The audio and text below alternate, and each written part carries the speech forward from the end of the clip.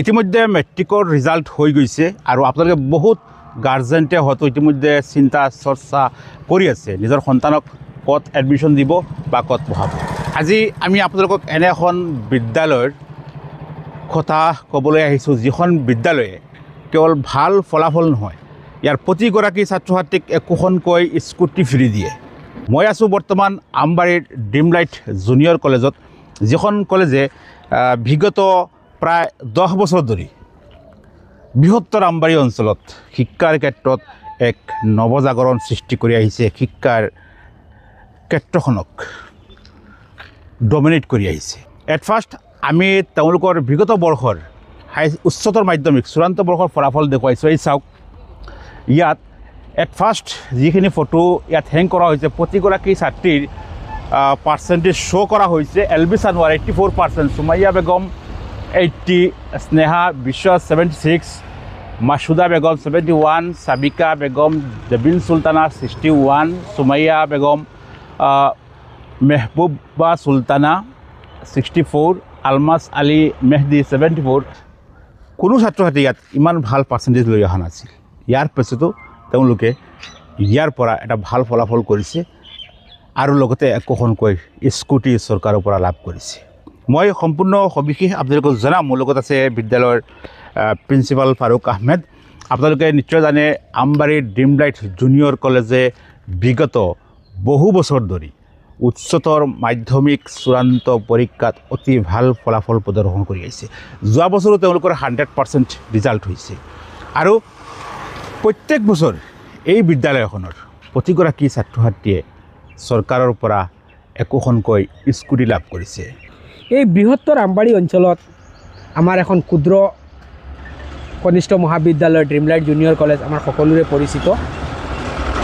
অসম চৰকাৰে বাণীকান্ত কাকতি বঁটা যেতিয়াৰে পৰা দি আছে আৰু সেই সময়ৰ পৰা আজিলৈকে এই বৃহত্তৰ অঞ্চলত শতাধিক স্কুটি আমাৰ ছাত্ৰ ছাত্ৰী পাবলৈ সক্ষম হৈছে। তাৰ একমাত্ৰ এটাই স্থান হৈছে ড্ৰিমলাইট জুনিয়ৰ কলেজ। আজিলৈ কিমান স্কুটি পাইছে আপোনাৰ ছাত্ৰ ছাত্ৰী? মোৰ হিচাপতো 100ৰ ওপৰত আহি গৈছে। যোৱাবাৰ কেইখন আছিল? যোৱা বছৰ আমাৰ 27 ষ্টুডেণ্টে দিছিল ফাইনেল। তাৰ ভিতৰত ফাৰ্ষ্ট ডিভিজন পাইছিল আমাৰ 18 জনৰ ভিতৰতে আমাৰ 16জন ছোৱালীয়ে স্কুটি প্ৰাপ্ত হৈছে। যোৱা বছৰ 16জনে পাইছে। ইয়াৰ আগৰ বছৰ 30খন নে কিমান আছিল? ইয়াৰ আগত আহিছে আৰু আমাৰ 20টো যমুনামুখ সমষ্টিৰ ভিতৰতে আমাৰ হাইয়েষ্ট আছে। 2020 কেইখন আছিল সেই বছৰ? আমাৰ তেতিয়াৰ সময়ৰ আমি পাহৰি গৈছোঁ একুৰেট, কিন্তু সমষ্টি লেভেলত আমি দেখিছিলোঁ আমাৰ মানে বহুত বেছি আছিল। তো এইখিনিতে অভিভাৱকসকলে মোৰ এটা আহ্বান থাকিল যে যিহেতু ইতিমধ্যে ফলাফল ঘোষণা হৈ গৈছে, তেওঁলোকে এই আহি থকা আৰু মোটামুটি 10-15 দিনৰ ভিতৰতে আমাৰ দ্বাদশ শ্ৰেণীৰ ফলাফল দিব। আশা কৰিছোঁ এই বছৰ আমাৰ এই অঞ্চলৰ ভিতৰত নহয়, হোজাই জিলাৰ ভিতৰতে আমি কিবা এটা নিশ্চয় ফলাফল দিব পাৰিম আমাৰ এই সমাজখনলৈ।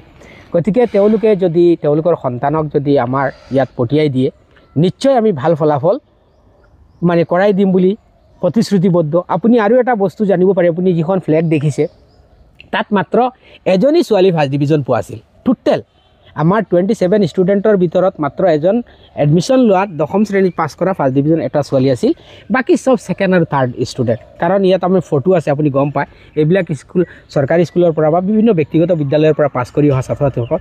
আমাৰ শিক্ষকসকলে যথেষ্ট পৰিশ্ৰম কৰে ছাত্ৰ ছাত্ৰীসকলৰ লগত আৰু সেই অনুপাতে ইনশাল্লাহ আজি ভাল ৰিজাল্ট আহি আছে আগৰে পৰা আজিলৈকে। এই বছৰো আপুনি ফলাফল দেখিলে আপুনি আচৰিত হ'ব যে থাৰ্ড ডিভিজন পোৱা ষ্টুডেণ্টে হয়তো 85 ক্ৰছ কৰিব পাৰে। আমাৰ এনেকুৱা আশা আছে। গতিকে আপোনাৰ জৰিয়তে মই সমাজত এইটো মেছেজ দিওঁ, আপোনাৰ মানে অভিভাৱকসকল বা পিতৃ মাতৃসকলে আহক বা ছাত্ৰ আহি আমাৰ ইয়াত এবাৰ দেখা কৰি যাওক। তেওঁলোকৰ যদি কথা বতৰাত পচন্দ হয় আমাৰ বিদ্যালয়খনত আৰু পঢ়াৰ পৰিৱেশটো তেওঁলোকৰ পচন্দ হয়, তেতিয়াহ'লে আমি নিশ্চয় তেওঁলোকক এইটো আমাৰ ফালৰ পৰা তেওঁলোকক এটা এচুৰেঞ্চ দিব পাৰোঁ যে তোমালোকৰ ভাল ফলাফল আমাৰ পৰা লৈ যাব পাৰিব। অ'কে, ধন্যবাদ। ইতিমধ্যে এডমিশ্যন প্ৰচেছ আৰম্ভ হৈছে। আপোনালোকে যদি মেট্ৰিকৰ ৰিজাল্টটো হৈ গৈছে, যদি আপুনি আপোনাৰ সন্তানক দিব বিচাৰে, কম খৰচত যদি উন্নত শিক্ষা দিব বিচাৰে, তেন্তে এবাৰ আমবাৰীৰ ড্ৰিমলাইট জুনিয়ৰ কলেজত আহক। আহি তেওঁলোকৰ বিগত বৰ্ষৰ যি ৰিজাল্ট আছিল সেই ৰিজাল্ট চাওক বা ৰেকৰ্ড চাওক, খবৰ লওক, আমাৰ ছাৰৰ লগত যোগাযোগ কৰক।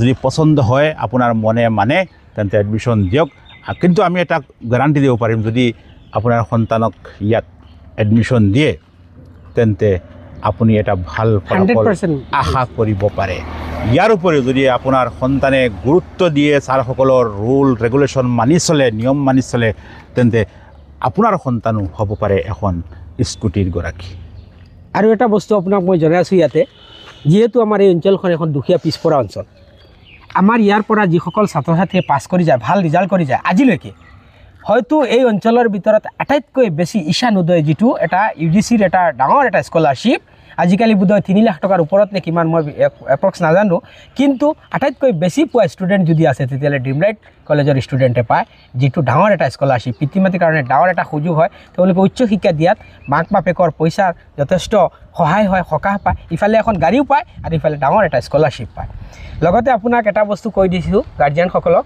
যদি কোনোবা দুখীয়া ছাত্ৰ ছাত্ৰী মেধাৱী ছাত্ৰ ছাত্ৰী আছে তেওঁলোকৰ পইচাৰ কাৰণে যাতে পঢ়াৰ পৰা বঞ্চিত নহয় সেই সুযোগটো আমাৰ ড্ৰিমলাইট জুনিয়ৰ কলেজৰ পৰিয়ালৰ পৰা দিয়াৰ সুযোগ আছে 100% আমি যিমান পাৰোঁ আমি সহায় কৰিম কিতাপ দি হ'লেও সহায় কৰোঁ আৰু ফাইনেন্সিয়েলি ক্ষেত্ৰতো আমি সহায় কৰোঁ যিসকল দুখীয়া মেধাৱী ছাত্ৰ ছাত্ৰী আছে ওকে ধন্যবাদ আমি ইয়াৰ পৰা বিদায় লৈছোঁ আৰু আশা কৰিছোঁ আপোনালোকে আমাৰ ভিডিঅ'টো সম্পূৰ্ণ চাইছে আৰু চাই যদি আপোনাৰ বিবেচনাত পৰে নিশ্চয় আহিব ছাৰক লগ কৰিব কিন্তু আমি এটা কথা ইনচিয়'ৰ দিব পাৰিম আপোনালোক ইয়ালৈ আহিলে নিৰাশ নহয় আপোনাৰ আশা কৰা ধৰণে আপুনি ফলাফল লাভ কৰিব